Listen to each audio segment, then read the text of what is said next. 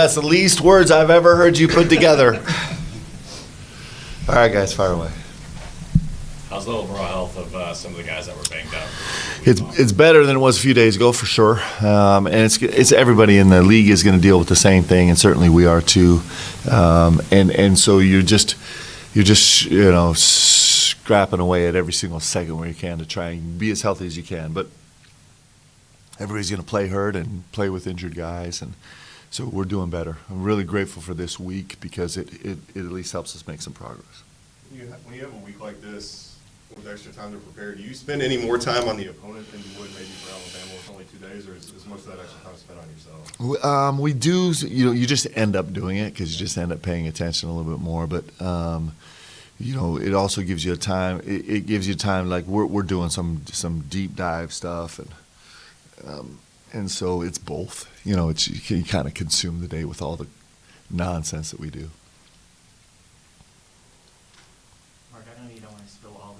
When it comes to fouling and in the way that you guys are trying to prevent that in the free throw disparity, but just in terms of what that process has looked like this week, has it been film review, implementation, and just how do you feel like your players are kind of moving in that process of getting that free throw line a bit more balanced in your favor?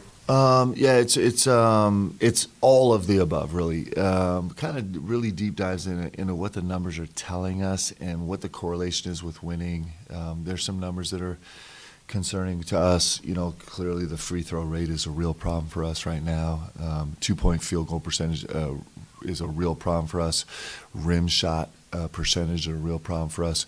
Rim shot selection is actually pretty good for us, but it's offset because we're fouling, right? And so you have those numbers of base, and then it's figuring out how to do it a little bit better, and so certainly our guys' focus will be good, and it'll be this is not, you don't wave a magic wand and all of a sudden fix some of this, but we're going to make progress. We'll make progress throughout the season, and we're excited about it. I think we feel like we have some pretty clear spaces to attack right now, some really clear, specific words that we're using and themes that we're chasing, and I think we'll get better. Our guys have done that. Our guys are pretty good at getting better, and they're good at it. How would you evaluate Amari's, ability as a scorer so far this season, and how can this maybe newfound use of his physicality that you've talked about, how can that maybe help him in different areas? I think he's been a difference maker for us in so many ways. He's come up with really big, timely buckets, really big, timely N1s. Clearly his ability to kind of be a decision maker has been really good, and it's been getting better with some setbacks here and there. But he's an incredibly physical player. He's gotten better and better on the glass. His defensive rebound percentage has been elite all year long. It's really incredible. And he's finding ways to move more bodies right now. So, all of that's incredibly important. And us being more diligent. He's actually not one of our top rim fouling guys, but his ability to kind of take up space and demand space is really important. What we're trying to do. Mark, how's the ball screen defense? How would you grade that over the last several weeks? And also, what's kind of your overall philosophy with that in terms of drop coverage, hedging, blitzing, things like that? Is that personnel dependent, opponent dependent, things like that? It's better than it was against Ohio State, so that's positive.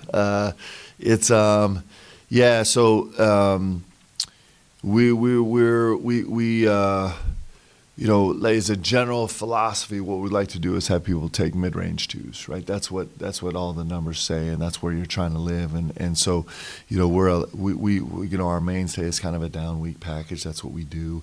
We'll have a bunch of V-back switching in there and some predetermined switching, and we'll punch some blitzes in, and from time to time.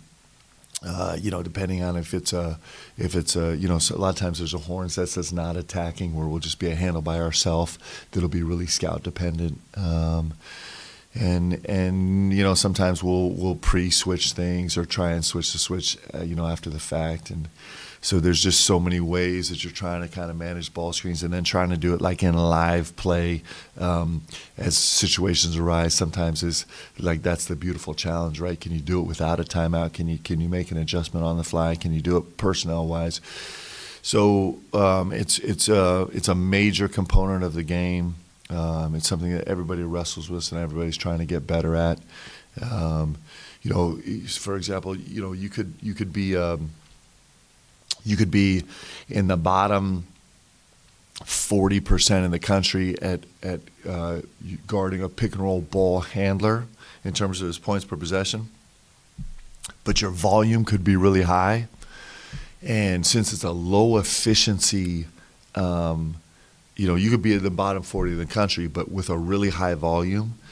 But since it's a low efficiency play type, your overall defense could actually be way more efficient, even though in that, because you're forcing people to kind of do something that's less efficient, even though they're doing it a lot and they're doing it a little more efficient than they do it against other teams. As a whole, it affects your defense in a real way. And so it's all the sliding scale stuff, right? So it keeps the game interesting. It's really fun, and we enjoy playing with it. Mark, you're playing a Vanderbilt team that's got 11 players, I think, from the transfer portal, and they've obviously had success. You've got a whole new team. You've had a lot of success. Louisville up the road, whole new team. They're having success. I think the consensus in the past was you can't do that. You can't start over with a whole new team and have success. Why do you think it's changed this year, or is it specific to your three teams, or is there anything behind that? Well, I think it's like everything. We probably have some availability bias and some recency bias, right? I think I don't know. I do think there are 9 teams maybe that have 0 returning minutes. There's 9 or 10 or 8, something like that. I actually haven't been tracking all those teams, but it'd be an interesting study. It's pretty easy to do. Just jump to Ken Palm and jump to those 9 teams at the bottom list with 0%, and to kind of look and see what their success rate is. I don't know. I haven't jumped into a deep study on that, but I do think that it's something that everybody is going to pay more and more attention about a full roster reconstruction, because even with good teams, you'll have turnover, and on any given year certainly in the current environment, you could end up with a full rebuild, and it comes with all the challenges and possibilities that we can imagine, and so that part is just interesting. So I don't know. Certainly, Vandy's done an unbelievable job. What an unbelievable job that staff has done on constructing this team and putting together pieces that fit and having guys fully buy in, and they're playing incredibly hard, and they have some real joy and moxie and toughness in their game, and as a full reconstruct, that's really impressive. Along those lines, obviously, I'm sure you don't want to start from scratch every single season. How much conscious energy do you and your coaching staff spend on recruiting the guys you have that could maybe come back next season, or is that just kind of a natural offshoot of the program you want to build? I would hope that's a natural offshoot. Is what I would hope. I would hope that continuity matters also, right? I mean, it all matters. And I think continuity gives you an opportunity to kind of push a little farther down the road, to go a little deeper with how you play and what you do, and have a little bit longer frame of reference, and so I love coaching guys multiple years. You get to really explore some space. But hopefully that is a natural consequence of running the program great. There's just there's just so many anomalies, right? It's just like if you think about why someone chooses a school or chooses to stay at a school or chooses to leave a school, there are 10 million different reasons that could all be in play. And so it's more of like just a kind of a trend and a vibe and an overall thing. It's the one beautiful thing about this game is you have really small rosters and you're dealing with really unique individuals, and so every story is different. That's what makes it fun, actually. But yes, I think retention is a win. If you have guys that feel the program and want to stay and want to grow, I think that's a real win. And but everybody's kind of working on their own criteria. I think their tallest player is only 6'9". That obviously lets them play small really quick. What are the challenges to just playing against a team that plays small? Well, they start with 5 guys on the floor that really shoot it, and they're really, really mobile. And so they force you to guard a lot of space. So all those challenges come with it, but they're also really physical on the glass. I mean, one of the top rebounders in the league is their undersized starting center, right? 99 is he's an unbelievable. He's a second hit guy. So a lot of times, you have that first impact of hit on the glass offensively or defensively, and then it's a race to the ball. Where his second hit, he's creating more space. He's actually not racing to the ball. He's trying to create more space where the ball can come to him. It's really effective. He's got a real knack for it. He's really talented, but that's the biggest thing. Is it gives them an opportunity to switch a ton when they need switches. It gives them an opportunity to force you to guard a lot of space on the floor, and they play with great pace. They're almost 21% of their possessions are in transition.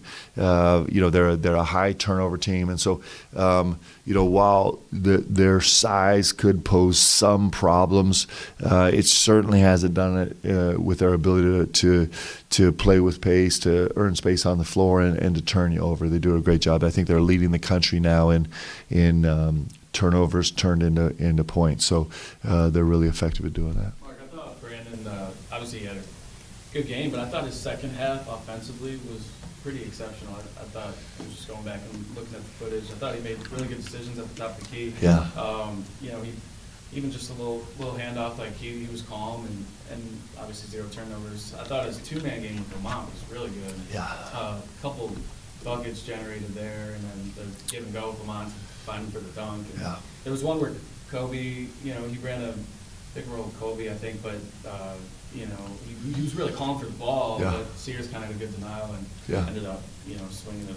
So obviously your best offense isn't just dumping it down to Brandon, but I feel like there might be something there. Are you seeing that? Is Yeah. there something there? I've been really impressed with what BG turns down. Like his turn down decision making is unbelievable. He loves to track the late pass. He loves it. He fell in love with it early in the season, and so he loves to track it. But he's really good at turning it down.